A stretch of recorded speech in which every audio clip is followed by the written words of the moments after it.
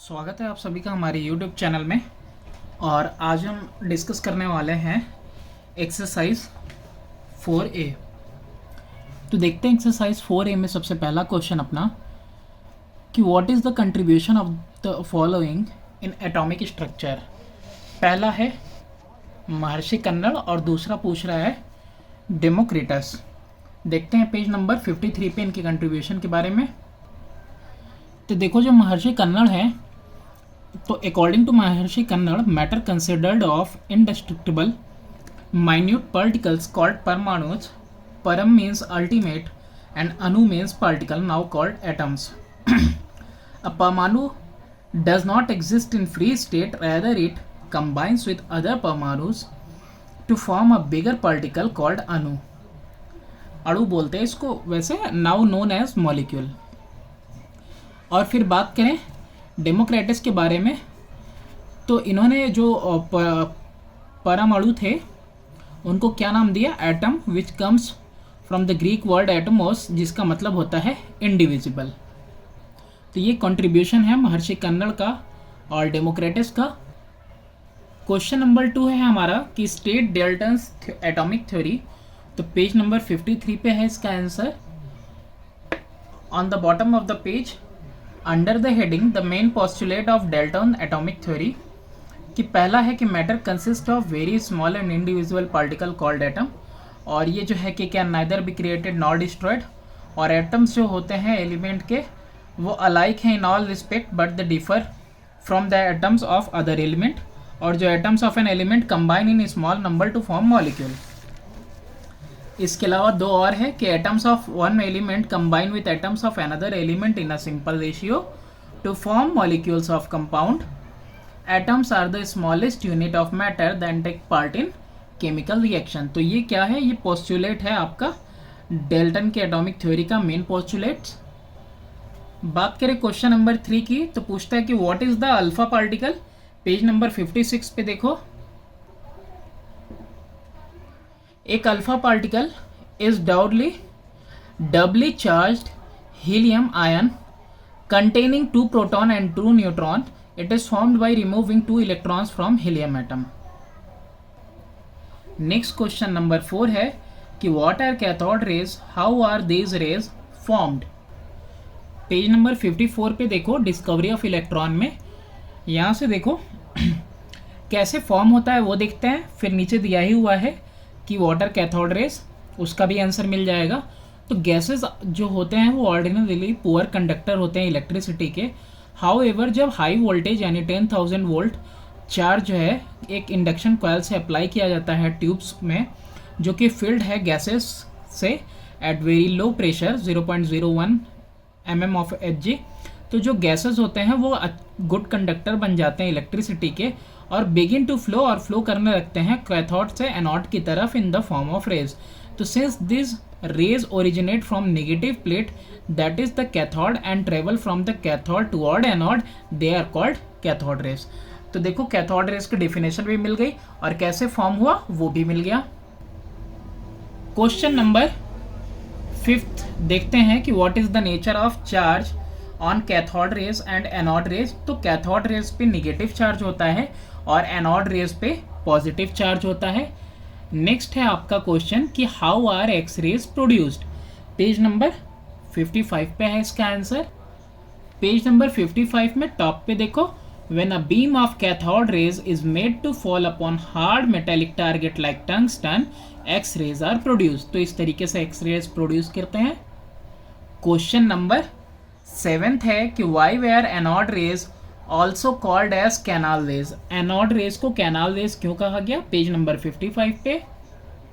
तो देखिए discovery of proton में कि गोल्डस्टीन जो था उसने नोटिस किया कि another set of rays travelling in direction opposite to that of cathode rays, that is from anode toward cathode. When a perforated cathode was used in the above discharge tube, he called these rays as canal rays. So since these rays pass through holes of canals in the cathode, तो these rays were named positive rays और anode rays. तो ये canal से पास किया, इसीलिए इसको जो है कि यहाँ पे देखो छोटे छोटे होल से पास कर रहा है, इसीलिए इसका नाम उसने क्या दिया, कैनाल रेज। क्वेश्चन नंबर 8 है कि how do cathode ray differ from anode rays. तो पेज नंबर 54-55 पे दिया हुआ है। पेज नंबर 54 पे पहले कैथोड रेज देख लो। तो ये कैथोड रेज जो होते हैं ट्रेवल करते हैं cathode to anode in straight line, और ये कॉज करते हैं greenish yellow fluorescence on a soda glass screen placed in tube. उसके अलावा they are affected by electric field, they are inflected toward the positive field and deflected from the negative field. इसके अलावा बहुत सारे उसके बगल में भी हैं। तो अभी सिर्फ हम 3 पॉइंट देखते हैं, फिर नेक्स्ट 3 पॉइंट हम देखते हैं एनोड रेज का। तो पेज नंबर 55 पे बॉटम में है राइट हैंड साइड में कि एनोड रेज ट्रेवल करते हैं स्ट्रेट लाइन में, और ये कंसिस्ट होते हैं minute material particles and hence produce mechanical effect. और इसके अलावा एक और पॉइंट कि they are made up of positively charged particles. तो 3 डिफरेंस हो गए दोनों के बीच में। Question number 9, state one observation which shows that atom is not indivisible. कोई एक ऑब्जर्वेशन बताइए जिससे पता चले कि एटम जो है इंडिविजिबल नहीं है। तो देखो यहाँ पे बगल की पेज पे यानी पेज नंबर 58 पे 1932 में जब चैडविक ने डिस्कवर किया particles by bombarding light nuclei like beryllium with alpha particle that is helium nuclei, तो यहाँ पे न्यूट्रॉन निकला। ठीक है, तो न्यूट्रॉन की डिस्कवरी भी क्या बता रही है, डिस्कवरी ऑफ न्यूट्रॉन भी शो कर रही है कि एटम इज नॉट इंडिविजिबल, यानी कि डिविजिबल हो रहा है, उसके अंदर सब एटॉमिक पार्टिकल्स होते हैं एटम के अंदर। क्वेश्चन नंबर 10 है कि name an element which does not contain neutron. तो ऐसा इकलौता है दैट इज हाइड्रोजन। नेक्स्ट है बी पार्ट कि if an atom contains 1 electron and 1 proton will it carry any charge on और नॉट। तो नहीं, अगर एक प्रोटॉन और एक इलेक्ट्रॉन है तो कोई चार्ज नहीं होगा, because it will become neutral. On the basis of question number 11 कि on the basis of Thomson's model of an atom explain how an atom as a whole is neutral. Page number 57 पे इसका answer है। तो देखो J Thomson का जो model था उसके अकॉर्डिंग यहाँ पे रीजन दिया है कि जो टोटल पॉजिटिव चार्ज होते हैं is equal to the total negative charge, so that atom as a whole is electrically neutral. तो यही उन्होंने कहा था, जिसकी वजह से उन्होंने ये मेंशन किया था ये रीजन कि total negative positive charge equal होते हैं, इसीलिए एटम न्यूट्रल होता है। क्वेश्चन नंबर 12 है कि विच सब atomic particle was discovered by Thomson. तो थॉमसन भैया ने इलेक्ट्रॉन, गोल्डस्टीन ने प्रोटॉन और चैडविक ने न्यूट्रॉन डिस्कवर किया। नेक्स्ट क्वेश्चन है यहाँ पे हमारा,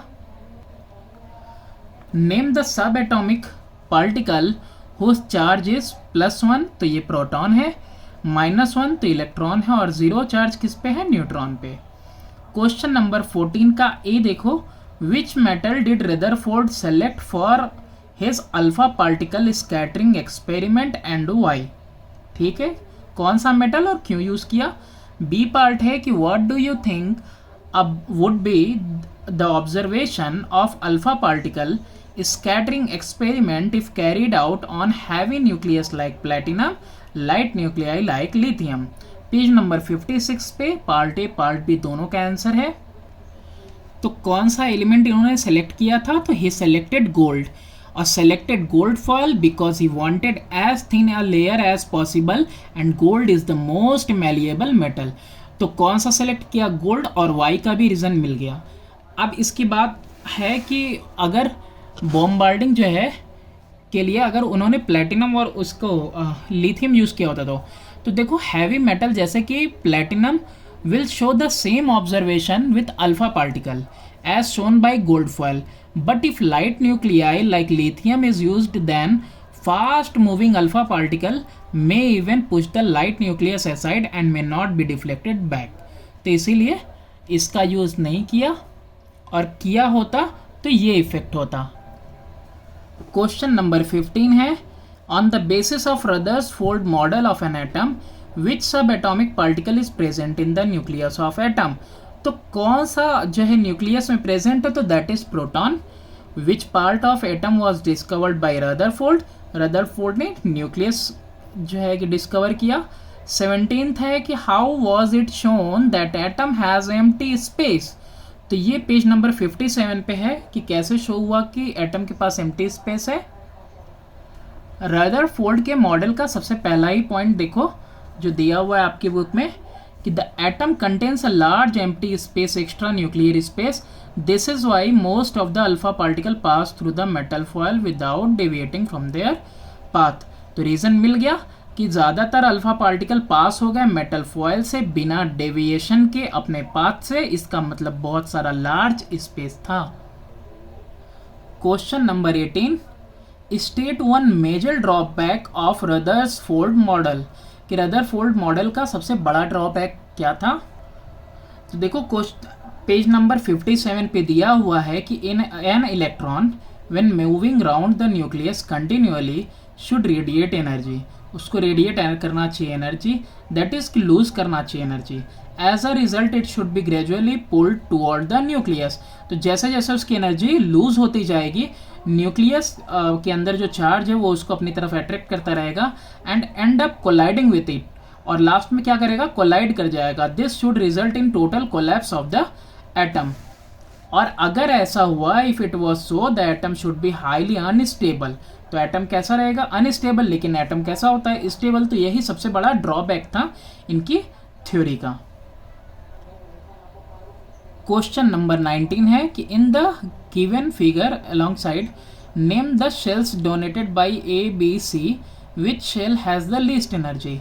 तो देखो ये जो सबसे मिडिल में एक्स है ये कौन है, ये न्यूक्लियस है। उसके बाद के शेल होता है, फिर एल होता है, फिर एम शेल होता है। अब आपको पता चल गया ए बी सी, तो के एल एम, और फिर पूछ रहा है विच shell has the least energy, तो के शेल के पास सबसे लीस्ट एनर्जी होगी। Name x and state the charge on it, x क्या है, न्यूक्लियस है, इसके ऊपर चार्ज कितना होगा, पॉजिटिव होगा। और नेक्स्ट वाला है कि the above sketch is of, कौन से मॉडल का स्केच है, तो ये Bohr model of an atom का स्केच है। लास्ट है क्वेश्चन नंबर 20 कि give the postulate of bourse atomic model, Bohr's atomic model के पोस्टुलेट देने हैं। तो ये पेज नंबर 57 से शुरू है। बॉटम ऑफ द पेज पे आ जाओ आप। Main postulate of Bohr's model, Bohr's atomic model, तो जो इलेक्ट्रॉन होते हैं वो रिवॉल्व करते हैं around the nucleus, are confined to certain fixed orbit called shells और energy level, each of which is associated with a fixed amount of energy. While it is revolving around the nucleus in an orbit, an electron neither loses nor gains energy. नहीं loose करेगा ना gain करेगा, और एक electron revolve करेगा जब particular orbit में, तो on gaining a certain amount of energy jump करेगा नेक्स्ट ऑर्बिट में, और vice versa. Since each orbit is associated with fixed amount of energy, तो बोल्ड ने इसको क्या बोला, एनर्जी लेवल। तो ये मेन पोस्टुलेट थे आपके बोर्स एटॉमिक मॉडल के। तो थैंक्स फॉर वॉचिंग, मिलते हैं नेक्स्ट एक्सरसाइज में।